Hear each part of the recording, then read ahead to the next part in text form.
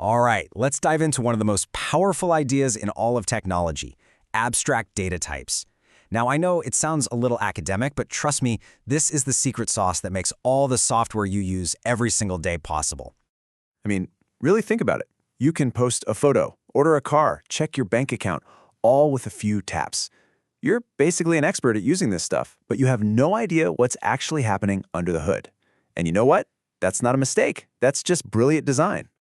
And that brilliant design really just boils down to one simple fundamental idea, separating the what a thing does from the how it actually goes about doing it. This single concept is the bedrock of all modern software. It's just like driving a car, right? Your interface is the steering wheel, the pedals, the gear shift. You know what they do, but the implementation? Well, that's the engine, the transmission, all that complex machinery you don't need to be a mechanic to understand. Software works the exact same way. So this core idea, this separation of the interface from the implementation, it actually has a formal name in computer science. It's called an abstract data type, or ADT for short. Think of it as the master blueprint for any piece of software. Now pay close attention to the wording here. An ADT is a logical description. It's a concept, a contract. It doesn't contain a single line of code. It's just a set of rules for the game we're about to play. And that's it. It really is that simple. Every ADT just defines two things. First, what kind of information are we dealing with here? And second, what are the specific things we're allowed to do with that information? So here's the absolute key takeaway. The ADT is a promise. It promises that you can perform certain actions, but it makes zero guarantees about how those actions are carried out behind the curtain. That part is totally hidden from you. Okay, I get it. This is all a bit, well, abstract. So let's make it super concrete with a real-world example. Let's say we're going to design a simple flight reservation system. Okay, so here's our plane. It has exactly 10 seats. Simple enough. Our job is to create a system that can manage who gets which seat. So, first things first, let's define our ADT, our blueprint. Remember our ADT rules. We need data and we need operations. Well, the data is easy. It's a list of 10 seats. For the operations, let's keep it really basic. Our system has to be able to tell us which seats are empty, and it has to let us reserve one of them. That's it. That's our entire contract. All right, time to build this thing. For our first try, we could just create 10 separate variables. Seat 1, seat 2, seat 3, and so on. But to find an empty seat, our code would have to check every single one. You can already feel how clunky and inefficient that's going to be. It's just ugly code.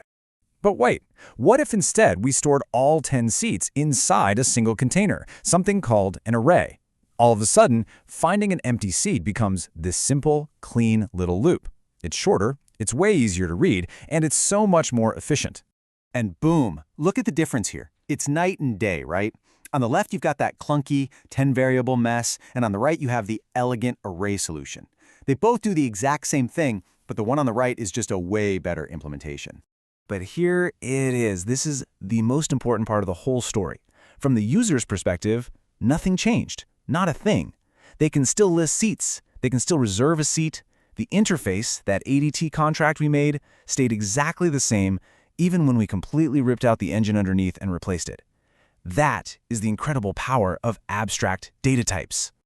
So you might be thinking, okay, that's a cool trick for programmers. But the truth is, you use abstract data types constantly, every single day, and you probably don't even realize it. They are literally hiding in plain sight.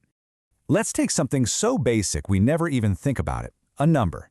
Anytime you type 5 plus 3 into a calculator, you're actually interacting with one of the oldest and most fundamental ADTs in existence. Meet the integer ADT. The data part is easy, right? It's just whole numbers. And the operations, well, those are the ones you learned in elementary school. Add, subtract, multiply, divide.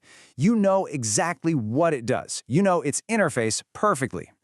But do you have any idea how the computer actually does it? The implementation is this crazy string of ones and zeros in binary. The simple number 88 looks like this to your processor. The integer ADT acts like a shield, hiding all of that insane complexity so you can just think 88. Here's another one, the Boolean ADT. It's even simpler.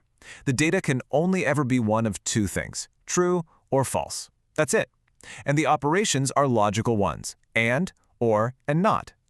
And this table right here, this is the entire blueprint for the Boolean ADT.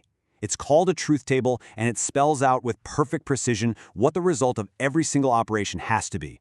For example, true and false must always give you false. This is the whole contract right here on this one slide. So why do we care so much about these blueprints? Why is this one of the most important concepts in all of computer science? Well, it's because ADTs are what allow us to build massive, complex systems without going completely crazy. They hide all the messy details, letting us focus on the big picture. They let us improve our code, just like we did with the airplane, without breaking everything else that depends on it. It is all about flexibility and maintenance. And that finally brings us to this term, data structure. If the ADT is the blueprint, then the data structure is the actual physical building you construct from it. That array we used in our airplane example, that's a data structure. It's the concrete, real-world implementation of our abstract idea. So the biggest thing to take away today is that this isn't just a programming trick. It's a powerful way of thinking about any complex problem, separating the high-level goal from the low-level details, defining the contract before you start building the machine. So where else in your life could this blueprint-first approach help you tackle complexity? It's something to think about.